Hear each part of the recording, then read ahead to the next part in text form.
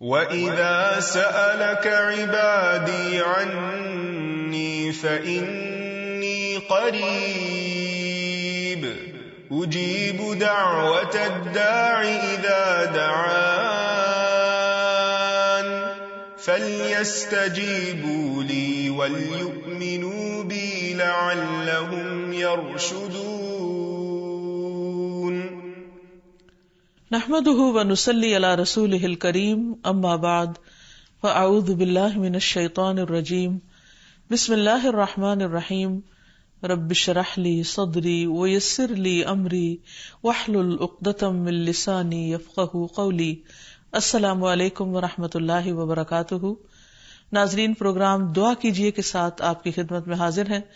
آج ہم انشاءاللہ دنیا کی مشقتوں سے بچنے کی دعائیں سیکھیں گے. دعا اس مصیبت میں بھی فائدہ دیتی ہے جو اتر چکی ہو، اور اس کے بارے میں بھی فائدہ مند ہے جو ابھی نہ اتری ہو، کیونکہ دعا سے تقدیر بھی بدل جاتی ہے.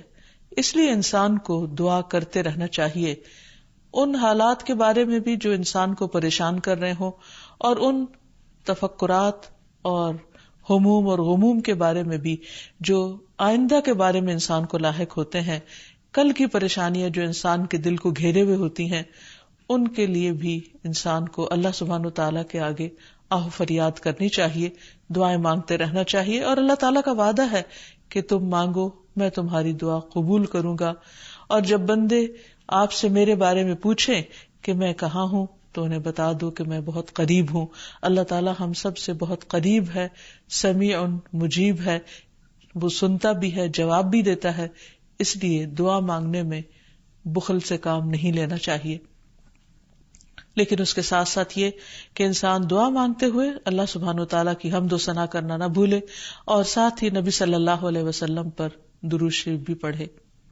جہاں تک دنیا کی سختیاں، مشقتیں، تکلیفیں، آزمائشیں ہیں، تو اس کے بارے میں ہمیں قرآن و سنت سے کیا رہنمائی ملتی ہے، اس کے بارے میں ہم کچھ بات کریں گے. سب سے پہلی بات تو یہ ہے کہ انسان اس دنیا کی حقیقت کو سمجھے کہ یہ دنیا کیا ہے. یہ دنیا ہم سب کا ایک عارضی گھر ہے، وقتی جگہ ہے رہنے کی، مستقل قیام گاہ نہیں ہے. اس میں جتنے بھی لوگ آج تک آئے وہ سب چلتے ہی بنے. ایک نہ ایک دن ہم سب کو جانا ہے، اور جانے کا بھی وقت اور جگہ لکھی ہے. اس لیے انسان اس دنیا کو اسی نظر سے دیکھتے ہوئے گزارے اور زیادہ سے زیادہ اچھے کاموں کی طرف توجہ رکھے. حدیث سے پتہ چلتا ہے کہ دنیا مومن کے لیے قید خانے کی طرح ہے.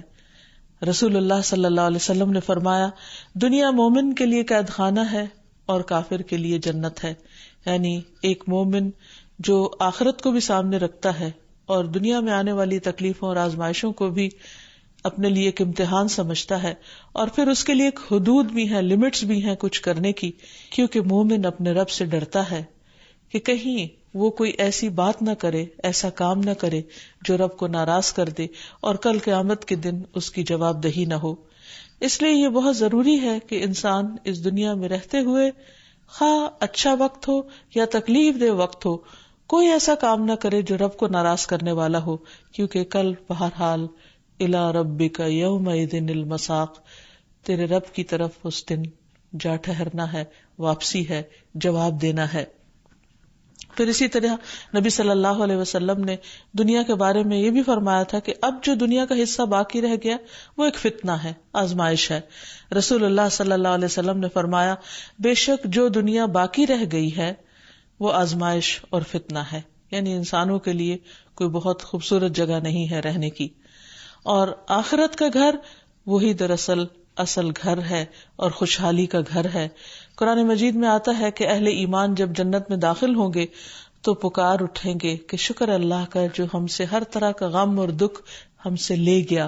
وقالوا الحمد لله الذي اذهب عنا الحزن ان ربنا لغفور شكور الذي احلنا دار المقامة من فضله لا يمسنا فيها نصب ولا يمسنا فيها لغوب.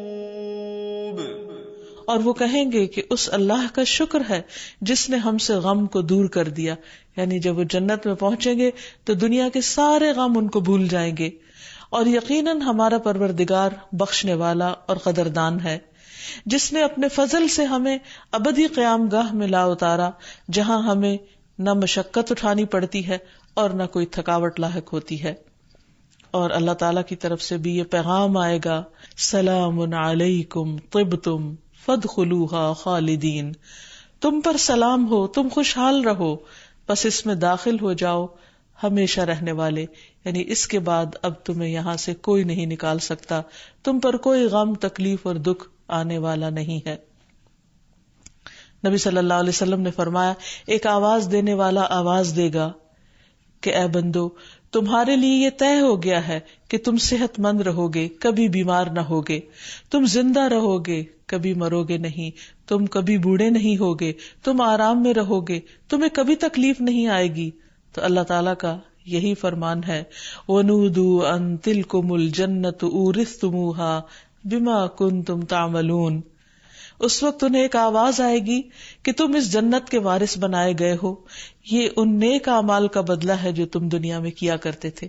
یعنی وہ لوگ خوش قسمت ہوں گے جو دنیا میں ایک اچھی اللہ تعالیٰ کی رضا کی زندگی گزار کر آئیں گے اور وہاں اللہ کی رضا کو پائیں گے. اور پھر دنیا میں وہ شخص جو سب سے زیادہ تکلیف میں ہوگا، وہ جب جنت کا صرف ایک چکر لگائے گا، صرف ایک جھلک دیکھے گا تو اس کو دنیا کے سارے غم دور ہو جائیں گے اور سارے غم بھول جائیں گے. نبی صلی اللہ علیہ وسلم نے فرمایا اہل جنت میں سے ایک آدمی کو پیش کیا جائے گا جسے دنیا میں لوگوں میں سے سب سے زیادہ تکلیفیں آئی ہوں گی. پھر اسے جنت میں صرف ایک غوطہ دے کر پوچھا جائے گا کہ اے ابن آدم کیا تم نے کبھی کوئی تکلیف دیکھی تھی؟ کیا تجھ پر کبھی کوئی سختی بھی گزری؟ وہ عرض کرے گا اے میرے رب اللہ کی قسم کبھی نہیں، کبھی کوئی تکلیف میرے پاس سے نہ گزری اور نہ ہی میں نے کبھی کوئی شدت اور سختی دیکھی. تو یہ ہے دنیا کی شدتوں اور سختیوں اور آزمائشوں کا حال کہ جو جنت میں جاتے ہی انسان کو ساری کی ساری فراموش ہو جائیں گی، بھول جائیں گی. اب یہاں ہمیں یہ بھی دیکھنا چاہیے کہ دنیا میں جو انسان کو مشقتیں آتی ہیں، تکلیفیں آتی ہیں، ان کی وجہ کیا ہے، اس کا سبب کیا ہے. یعنی کیوں ایسا ہوتا ہے کہ انسان ایک غم سے نکلتا نہیں تو دوسرے میں جا پھنستا ہے، اور کوئی دن ایسا نہیں ہوتا کہ جس میں انسان کو کوئی نہ کوئی دکھ، تکلیف، بیماری یا اس کی اپنی ذات پر نہ ہو یا کہیں سے ایسی کوئی خبر نہ سننے کو ملے. تو اس کی وجہ کیا ہے؟ سب سے پہلی بات تو یہ ہے کہ انسان کو امتحان کے لیے پیدا کیا گیا، مشقتیں اٹھانے کے لیے پیدا کیا گیا. قرآن پاک میں اللہ تعالیٰ فرماتے ہیں لَقَدْ خَلَقْنَا الْإِنسَانَ فِي كَبَدٍ، بلا شبہ یقیناً ہم نے انسان کو بڑی مشقت میں پیدا کیا. یعنی انسان اپنے لیے آسانیاں ڈھونڈتا ہے، اس دنیا میں آسانیاں نہیں ہے. پھر دوسری بات یہ ہے کہ یہ زندگی انسان کے لیے ایک آزمائش ہے، اور اللہ تعالیٰ نے خود ہی فرما دیا کہ میں تمہیں خوف سے، بھوک سے، جان مال اور پھلوں کی کمی سے ضرور آزماؤں گا. انہیں امتحان آئیں گے، لیکن ایسے موقع پر تمہیں کرنا کیا ہے؟ وَبَشِّرِ الصَّابِرِينَ، صبر کرنے والوں کو خوشخبری دے دو.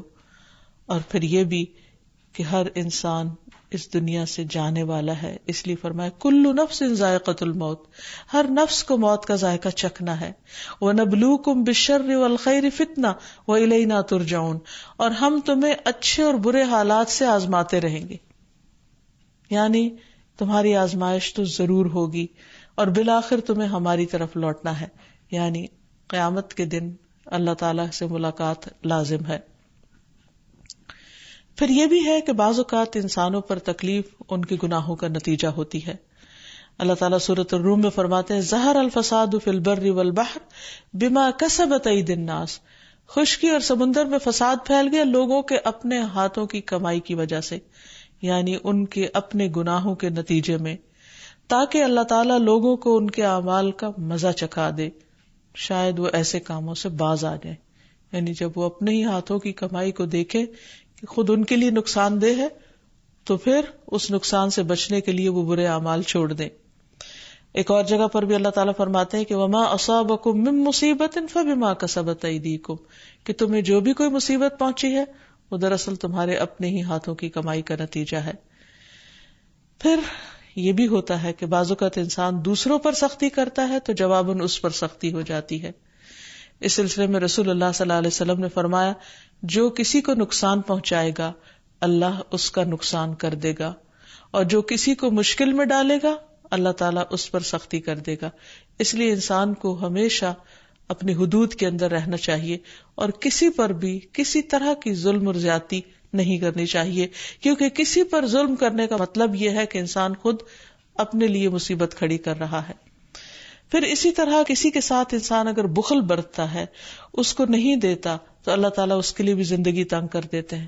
قرآن پاک میں فرمایا گیا وَأَمَّا مَن بَخِلَ وَاسْتَغْنَى وَكَذَّبَ بِالْحُسْنَى فَسَنُيَسِّرُهُ لِلْعُسْرَى، اور جس نے بخل کیا اور بے پرواہ بنا رہا، یعنی اس نے اللہ تعالیٰ کی باتوں کی اور بندوں کی ضروریات کی پرواہ ہی نہیں کی، وَكَذَّبَ بِالْحُسْنَى، اور بھلائی کو جھٹلا دیا، تو ہم اسے تنگی کی راہ پر چلنے کی سہولت دیں گے، نہیں پھر اس کے لیے ایک کے بعد ایک تنگی کھڑی کر دیں گے.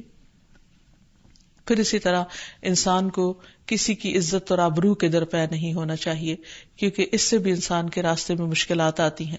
ابو برزہ الاسلمی فرماتے ہیں کہ رسول اللہ صلی اللہ علیہ وسلم نے فرمایا کہ اے ان لوگوں کی جماعت جو صرف زبان سے ایمان لائے ہو اور ان کے دلوں میں ایمان داخل نہیں ہوا، مسلمانوں کی غیبت مت کیا کرو، یعنی ان کے پیٹھ پیچھے ان کی برائیاں مت کیا کرو، اور ان کی عزت و آبرو کے درپے نہ ہو، اس لیے کہ جو کسی کی عزت کے پیچھے پڑتا ہے اللہ تعالیٰ اس کی عزت کے درپے ہو جاتے ہیں، اور اللہ تعالیٰ جس کی عزت کے درپے ہو جائیں تو اس کو اس کے گھر میں ہی رسوا کر دیتے ہیں. اس لیے اس معاملے میں بھی انسان کو بہت احتیاط برتنی چاہیے کہ بغیر تحقیق کے کسی کے بارے میں کچھ نہ کہے. اس کے بعد ہم یہ دیکھتے ہیں کہ مشقتیں تو آتی ہیں، کبھی اللہ تعالیٰ کی طرف سے امتحان ہوتی ہیں اور کبھی انسان کے گناہوں کا نتیجہ ہوتی ہیں. تو ایسے موقع پر کرنا کیا چاہیے، حل کیا ہے؟ سب سے پہلی بات تو یہی کہ انسان اللہ سبحانہ تعالیٰ کی طرف رجوع کرے، کیونکہ اللہ تعالیٰ ہی آسانیاں پیدا کرنے والا ہے. کیونکہ اللہ تعالیٰ فرماتے ہیں وَنُيَسِّرُكَ لِلْيُسْرَى، اور ہم تجھے آسان راستے کے لیے سہولت دیں گے. تو آسانی اللہ کی طرف سے ہوتی ہے، اور وہ کس کے لیے ہوتی ہے؟ جو اللہ کا تقوی اختیار کرتا ہے. وَمَن يَتَّقِ اللَّهَ يَجْعَل لَّهُ مَخْرَجًا، جو اللہ کا تقوی اختیار کرتا ہے اللہ تعالیٰ اس کے لیے ہر مشکل سے نکلنے کا راستہ بنا دیتے ہیں. ہمیشہ کوئی نہ کوئی راہ، کوئی نہ کوئی حل، کوئی نہ کوئی سولوشن نکل آتے. لیکن اس کے لیے کیا ضروری ہے، کیا شرط ہے؟ کہ انسان اللہ سے ڈرنے والا ہو. پھر اسی طرح ضروری ہے کہ انسان ایسے مواقع پر صبر سے کام لے. اور صبر کیا ہے؟ کہ انسان غصے میں آ کر، غم کی وجہ سے، تکلیف اور شدت اور پریشانی کی وجہ سے اپنی زبان سے کوئی ناروا بات نہ نکالے، کوئی ناحق بات نہ نکالے. جیسے نبی صلی اللہ علیہ وسلم اپنے ایک بیٹے کی وفات کے موقع پر رو رہے تھے، تو صحابہ نے عرض کیا کہ یا رسول اللہ صلی اللہ علیہ وسلم آپ بھی روتے ہیں؟ تو آپ نے فرمایا ہاں، آنکھ آنسو بہاتی ہے اور دل غمگین ہے، لیکن زبان سے وہی نکلے گا جو اللہ تعالیٰ کو پسند ہے. کوئی ایسی بات زبان سے نہیں نکلے گی کہ جو اللہ تعالیٰ کو ناراض کر دے. تو اس لیے تکلیف کے موقع پر انسان کو ہمیشہ یہ یاد رکھنا چاہیے کہ وہ کیا کر رہا ہے، اس کا رد عمل کیا ہے، کس طرح وہ ریاکٹ کر رہا ہے، کیا باتیں کر رہا ہے. اور جو لوگ صبر کرتے ہیں تو ان کی تعریف اللہ تعالیٰ نے بیان کی. فرمایا وَالصَّابِرِينَ فِي الْبَأْسَاءِ وَالضَّرَّاءِ وَحِينَ الْبَأْسِ اولئک الذین صدقوا واولئک هم المتقون، جو تنگ دستی اور تکلیف میں اور لڑائی کے وقت صبر کرتے ہیں یہی لوگ ہیں جنہوں نے سچ کہا اور یہی بچنے والے ہیں. یعنی ایسے ہی لوگ سچے مومن ہیں جو تنگی اور تکلیف میں اپنے آپ کو سنبھال لیتے ہیں، صبر سے کام لیتے ہیں. اور اللہ تعالیٰ نے یہ بھی بتا دیا تھا، وارن کر دیا تھا کہ تم ضرور آزمائے جاؤ گے. لَتُبْلَوُنَّ فِي أَمْوَالِكُمْ وَأَنفُسِكُمْ، تمہارے مالوں میں، تمہارے نفسوں میں تمہیں ضرور آزمایا جائے گا، ضرور با ضرور. اور تم لوگوں سے ہر طرح کی باتیں بھی سنو گے، لیکن پھر کیا کرنا ہے ایسے موقع پر؟ وَإِن تَصْبِرُوا وَتَتَّقُوا فَإِنَّ ذَلِكَ مِنْ عَزْمِ الْأُمُورِ، اگر تم صبر اور تقوی سے کام لو تو یہ بڑی ہمت کے کام ہو. یعنی آسان نہیں ہے صبر کرنا، لیکن ناممکن بھی نہیں ہے، اور ہر وقت تبدیل ہو جاتا ہے. صرف اس تکلیف کے وقت میں انسان اگر اپنے آپ کو کنٹرول کر لیتا، اپنی زبان کو، اپنے ریاکشن کو ایک لمٹ اور حدود کے اندر لے آتا ہے، تو اللہ سبحانہ وتعالیٰ جلد ہی اس کے حالات تبدیل کر دیتے ہیں، اور بعض اوقات اس کو پہلے سے بھی زیادہ بہتر چیز عطا کرتے ہیں. تو اس لیے انسان کو اس تکلیف کے وقت میں اپنے اوپر، اپنے طرز عمل پر کڑی نظر رکھنے کی ضرورت ہے کہ کوئی چیز ایسی نہ ہو جو اللہ تعالیٰ کو ناراض کر دے. پھر اسی طرح انسان کو کتنی بھی بڑی مشکلوں، حالات سے مایوس نہیں ہونا چاہیے، کیونکہ مایوسی کفر تک پہنچا دیتی ہے. ابو رزین کہتے ہیں نبی صلی اللہ علیہ وسلم نے فرمایا، ہمارا رب اپنے بندوں کی مایوسی پر ہنستا ہے حالانکہ حالات کی تبدیلی قریب ہوتی ہے. ابو رزین نے عرض کیا، کیا اللہ تعالیٰ بھی ہنستا ہے؟ آپ نے فرمایا، ہاں. میں نے عرض کیا، جو رب ہنستا ہے ہم اس کے ہاں خیر و بھلائی کو کم نہیں پا سکتے، یعنی وہ ضرور بندوں کو خیر پہنچاتا ہے. تو بعض اوقات انسان مایوس ہونے لگتا ہے، لیکن اللہ تعالیٰ کی مدد قریب ہی ہوتی ہے. جب نبی صلی اللہ علیہ وسلم کے زمانے میں لوگوں کو کفار کی طرف سے مشکلات کا سامنا کرنا پڑا اور انہوں نے اللہ کے رسول سے عرض کیا، اللہ کے رسول صلی اللہ علیہ وسلم، اللہ کی مدد کب آئے گی؟ یعنی ہر طرف سے مشکلیں ہی مشکلیں ہیں، جان کی، مال کی، بھوک کی، ہر طرح سے آزمایا جا رہا ہے، تو حالات کب بدلیں گے؟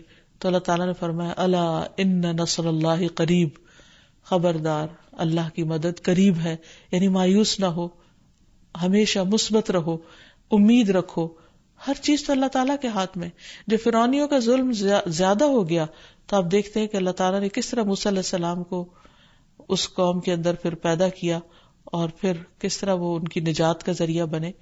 تو اللہ تعالیٰ غیب سے ایسے طریقے اختیار کرتا ہے جو انسان کی سوچ سے بھی باہر ہوتے ہیں، اور لیکن ضرورت اس بات کی کہ انسان اللہ تعالیٰ کی طرف رجوع کرے اور انسان کا اس بات پر یقین رہے، فَإِنَّ مَعَ الْعُسْرِ يُسْرًا، إِنَّ مَعَ الْعُسْرِ يُسْرًا، کہ یقیناً تنگی کے ساتھ آسانی بھی ہے، یقیناً تنگی کے ساتھ آسانی بھی ہے.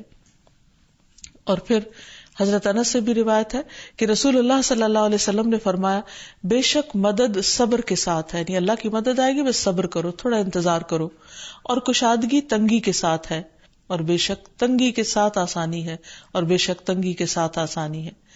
پھر اسی طرح یہ ہے کہ انسان توبہ اور استغفار کی کثرت کرے. حدیث میں آتا ہے انسان جب تک اللہ تعالیٰ سے استغفار کرتا ہے، اللہ تعالیٰ اس وقت تک اس کو عذاب سے محفوظ رکھتا ہے. اور قرآن مجید میں بھی واضح طور پر فرمایا گیا کہ اللہ تعالیٰ اس وقت تک عذاب نہیں دے گا جب تک لوگ استغفار کرتے رہیں گے، یعنی اپنے گناہوں کی معافی مانگتے رہیں گے اور اللہ تعالیٰ سے توبہ کریں گے، رجوع کریں گے اور اپنی اصلاح کر لیں گے. پھر اسی طرح زیادہ سے زیادہ نیک اعمال کرنے چاہیے، اللہ کو راضی کرنا چاہیے تاکہ اللہ تعالیٰ کی رحمت نازل ہو. اللہ تعالیٰ کا وعدہ ہے، وَأَمَّا مَنْ آمَنَ وَعَمِلَ صَالِحًا فَلَهُ جَزَاءً الْحُسْنَى وَسَنَقُولُ لَهُ مِنْ أَمْرِنَا يُسْرًا، اور البتہ جو ایمان لایا اور نیک عمل کیے اسے اچھا بدلہ ملے گا اور اسے ہم اپنے آسان سے کام کرنے کو کہیں گے، یعنی ان کے لیے کاموں میں آسانیاں پیدا کر دیں گے ان کی نیکیوں کی وجہ سے. اور اسی طرح ایک اور جگہ پر بھی آتا ہے کہ من عمل صالحا من ذکر او انثى وهو مؤمن فلنحيينه حیاتا طیبہ ولنجزینہم اجرہم باحسن ما كانوا يعملون. جو شخص بھی نیک عمل کرے، خواہ وہ مرد ہو یا عورت، بشرطے کہ وہ مومن ہو، تو ہم اسے پاکیزہ زندگی بسر کرائیں گے، یعنی دنیا میں بھی حیات طیبہ ہوگی، عمدہ زندگی بسر کرائیں گے، اور آخرت میں ان کے بہترین اعمال کے مطابق انہیں ان کا اجر عطا کریں گے. تو اللہ تعالیٰ کسی بندے پر ظلم نہیں کرتا، حتیٰ کہ ذرے برابر بھی کسی نے نیکی کی ہو تو اس کا بدلہ بھی ضرور دیتا ہے. پھر اسی طرح لوگوں پر خرچ کرنا چاہیے، کیونکہ اللہ تعالیٰ کا وعدہ ہے، فَأَمَّا مَنْ آتَى وَاتَّقَى وَصَدَّقَ بِالْحُسْنَى فَسَنُيَسِّرُهُ لِلْيُسْرَى. پھر جس نے اللہ کی راہ میں مال دیا، پرہیزگاری اختیار کی، بھلی باتوں کی تصدیق کی، تو ہم اسے آسان راستے کی سہولت دیں گے، اس کے لیے آسانیاں کر دیں گے. پھر اسی طرح اپنی اصلاح کرنا، دوسروں پر نرمی کرنا، دوسروں کی مشقتیں دور کرنا، اس کی تکلیف دور کرنا، دوسروں کے کام آنا، کیونکہ جو شخص کسی مسلمان سے دنیا کی تکلیفوں میں سے کسی تکلیف کو دور کرے گا، اللہ تعالیٰ اس کی قیامت کی تکلیفوں میں سے کوئی تکلیف دور کر دے گا. اور جس نے تنگ دست پہ آسانی کی، اللہ تعالیٰ اس پر دنیا اور آخرت میں آسانی فرمائے گا. تو اس لیے ہمیں دوسروں کے ساتھ آسانیوں کا معاملہ کرنا چاہیے. پھر اسی طرح خادموں کو آسانی دینی چاہیے. پھر انسان کو کثرت سے صدقہ و خیرات کرنا چاہیے، کیونکہ صدقہ اللہ تعالیٰ کے غصے کو بجھا دیتا ہے. پھر اسی طرح ایک حدیث میں آتا ہے کہ صدقہ گناہوں کو اس طرح مٹاتا ہے جیسے پانی آگ کو مٹا دیتا ہے. پھر انسان کو اللہ تعالیٰ کے آگے گڑ گڑانا چاہیے اور خوب خوب دعائیں کرنی چاہیے، کیونکہ کون ہے جو بے قرار کی پکار سنے جب وہ اسے پکارے اور اس کی تکلیف دور کرے، یعنی سوائے اللہ کے. اور اس کے ساتھ ساتھ یہ کہ یہ دعا جو سورۃ البقرہ کے آخر میں آتی ہے، ربنا لا تؤاخذنا ان نسینا او اخطأنا ربنا ولا تحمل علینا اصرا کما حملته علی الذین من قبلنا ربنا ولا تحملنا ما لا طاقة لنا به واعف عنا واغفر لنا وارحمنا انت مولانا فانصرنا علی القوم الکافرین.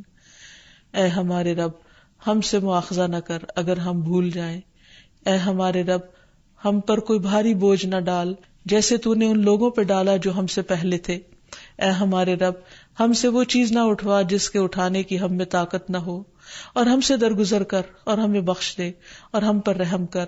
تو ہی ہمارا مددگار ہے، سو کافروں کے مقابلے میں ہماری مدد فرما. پھر اسی طرح ہر کے حالات کی آسانی کے لیے دعا کرنی چاہیے. قال رب اشرح لی صدری ویسر لی امری. اس نے کہا ہے میرے رب میرے لیے میرا سینہ کھول دے اور میرا کام آسان کر دے. حدیث میں بھی آتا ہے نبی صلی اللہ علیہ وسلم مشکل وقت میں دعا پڑھتے تھے، اللہم لا سہل الا ما جعلتہ سہلا وانت تجعل الحزن اذا شئت سہلا. اے اللہ، نہیں کوئی کام آسان مگر وہی جسے تو آسان کر دے، اور تو جب چاہتا ہے مشکل کو آسان کر دیتا ہے. پھر اسی طرح ایک اور دعا بھی ہے، ربنا آتنا من لدنک رحمتا وہیئ لنا من امرنا رشدا. اے ہمارے رب، ہمیں اپنے پاس سے رحمت عطا کر اور ہمارے لیے ہمارے معاملے میں رہنمائی فرما دے. پھر اسی طرح کثرت کے ساتھ درود شریف پڑھنا چاہیے، کیونکہ جو شخص کثرت سے درود شریف پڑھتا ہے تو اس کی ساری فکریں دور ہو جاتی ہیں اور گناہ معاف کر دیے جاتے ہیں. پھر اسی طرح یہ دعا بھی، اللہم انی اعوذ بک من جہد البلاء ودرک الشقاء وسوء القضاء وشماتۃ الاعداء. اے اللہ، میں آپ کی پناہ چاہتا ہوں سخت مشقت، بد نصیبی کے پانے، بری تقدیر اور دشمنوں کے خوش ہونے سے. پھر اسی طرح اللہم رحمتک ارجو فلا تکلنی الی نفسی طرفۃ عین واصلح لی شأنی کلہ لا الہ الا انت. اے اللہ، میں تیری رحمت کا امیدوار ہوں، تو مجھے آنکھ جھپکنے تک کے لیے بھی میرے نفس کے حوالے نہ کرنا، میرے سارے معاملات درست فرما دے، تیرے سوا کوئی معبود نہیں. پھر اسی طرح عمومی طور پر بھی انسان دنیا اور آخرت کی بھلائیوں کی دعائیں مانگے، ربنا آتنا فی الدنیا حسنۃ وفی الآخرۃ حسنۃ وقنا عذاب النار. تو اللہ تعالیٰ سے دعا ہے کہ وہ ہماری ساری تکلیفیں، پریشانیاں دور فرمائے اور ہمیں اپنی رحمتوں سے ڈھانپ لے اور دنیا اور آخرت میں ہمیں بھلائیاں نصیب فرمائے. وآخر دعوانا ان الحمد للہ رب العالمین.